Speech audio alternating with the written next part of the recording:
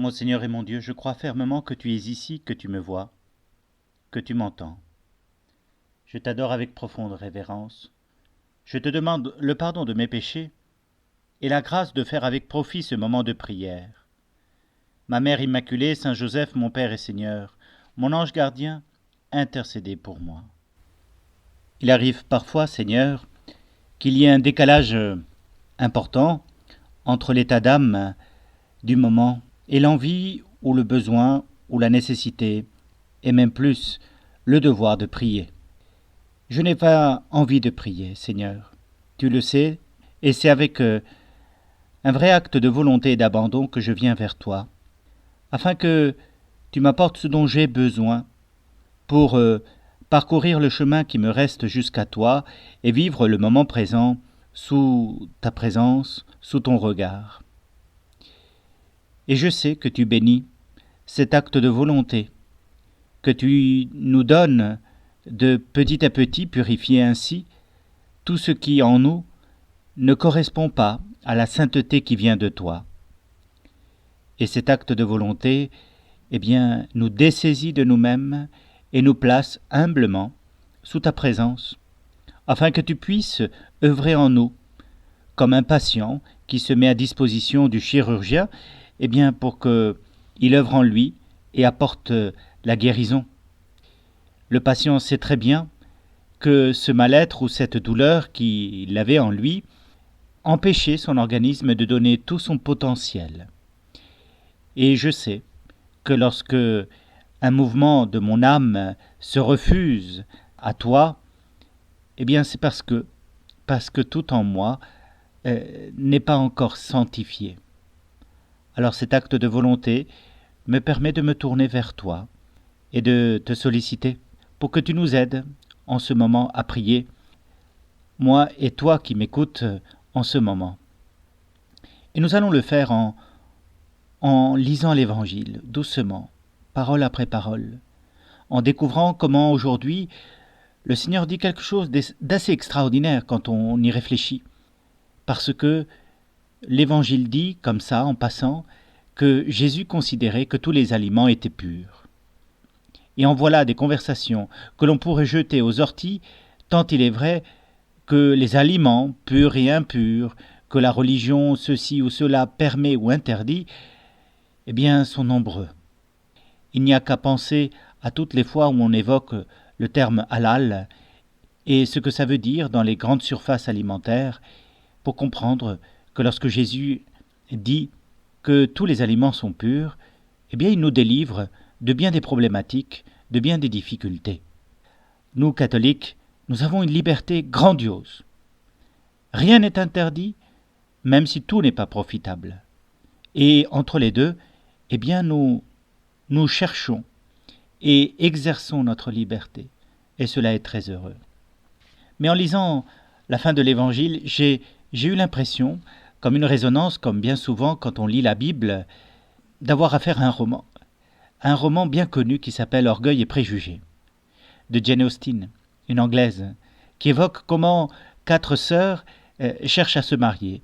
Et c'est assez drôle, parce que chacune a son tempérament, son caractère, et les prétendants ont telle ou telle qualité, et elle évoque tous les aléas de cette cour qui, au XIXe siècle, fonctionnait avec une certaine morale un peu rigoureuse qui situe, qui fait des occasions assez rigolotes d'entente et de mésentente. Et c'était la fatigue, certainement, Seigneur, qui m'a fait penser à ça, parce que l'orgueil et préjugé, ce n'est pas toi qui l'as dit. Tu dis tout simplement qu'il faut s'entraîner à avoir un cœur pur, pour éviter non pas l'orgueil et les préjugés, mais l'orgueil et la démesure, comme si la démesure était quelque chose qui ne venait pas de toi. Et c'est très inspirant, ce que tu nous dis aujourd'hui, Seigneur, lorsque tu veux nous aider à nous entraîner à purifier non pas notre corps d'aliments soi-disant impurs, mais surtout notre cœur, notre conscience, de toutes ces pensées perfides qui nous entraînent vers le mal. Et nous remarquons qu'effectivement, dans les 10 commandements de Moïse, eh bien, il y a 2 commandements qui concernent eh bien, le monde intérieur, la pensée. Le 9e et le 10e commandement évoquent « Tu ne consentiras pas de pensée impure, tu ne jalouseras pas les biens d'autrui ». Et ainsi nous voyons que le Seigneur nous invite à saisir à la racine ce qui pourrait nous entraîner au mal, à faire attention par une discipline et une ascèse à notre pensée, à notre conscience, à ce qui peut y naître et à ce qui parfois nous entraîne. Et c'est pour ça aussi que nous lisons la parole de Dieu, afin que celle-ci prenne la place, continue d'inspirer nos actes, vienne comme l'écho d'une cloche qui résonne au loin, nous rappeler au milieu des événements du quotidien, nous rappeler ta présence, Seigneur. Et c'est vrai que c'est pour ça que nous lisons 5 minutes par jour ou 10 minutes la parole de Dieu. Le soir, c'est très bienvenu, parce qu'ensuite, quand on se couche, elle reste un peu dans notre esprit.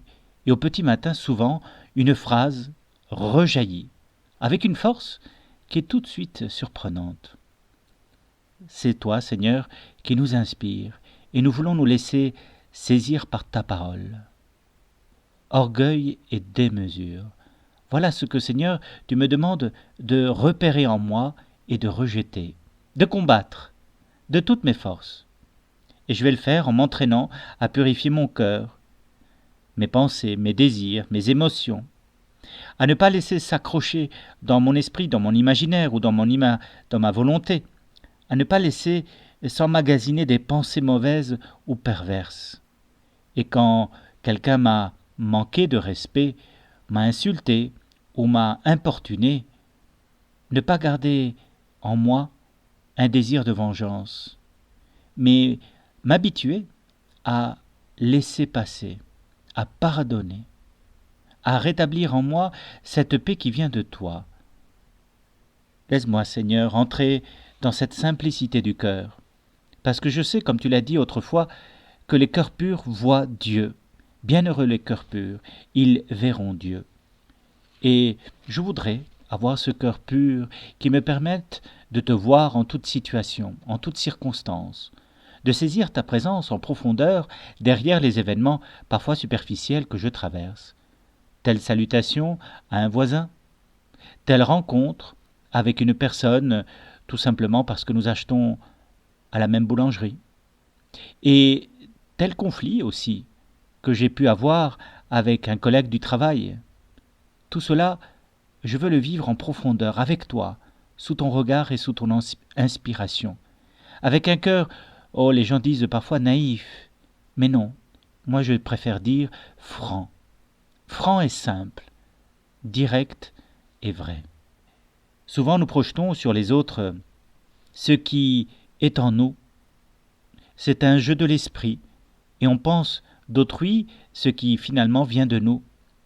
C'est pourquoi, lorsque Jésus nous conseille de faire attention à ce qui sort de nous, il nous rend service, parce qu'il nous aide à nous situer bien mieux vis-à-vis des autres. Connais-toi toi-même, disaient les anciens. Oui, mieux on se connaît, mieux on sait se situer vis-à-vis des autres, et non pas porter sur eux des jugements prématurés, et non pas vouloir leur faire ce que nous voudrions. Non, la bonne distance, c'est préserver leur liberté et la mienne, leur décision et la mienne, et cela sous l'inspiration de Dieu. Choisir ce qui est bien d'abord, en moi, tout le temps, essayer, une sorte de méthode Coué, mais sans naïveté, avec profondeur, en considérant que tout va bien se passer. Le combat de la bonne pensée, de la pensée juste, qui évite tout orgueil et démesure, c'est peut-être aujourd'hui ce combat auquel je vais entraîner mon âme, afin que mon âme soit dans les événements du quotidien comme un oiseau qui se pose sur une branche flottante mais solide, et ainsi, ajusté, il pourra reprendre son vol chaque fois. Je te remercie, mon Dieu, des bonnes résolutions, des actes d'amour et des inspirations que tu m'as communiquées dans cette méditation. Je te demande de m'aider à les mettre en pratique. Ma Mère Immaculée, Saint Joseph, mon Père et Seigneur, mon ange gardien, intercédez pour moi.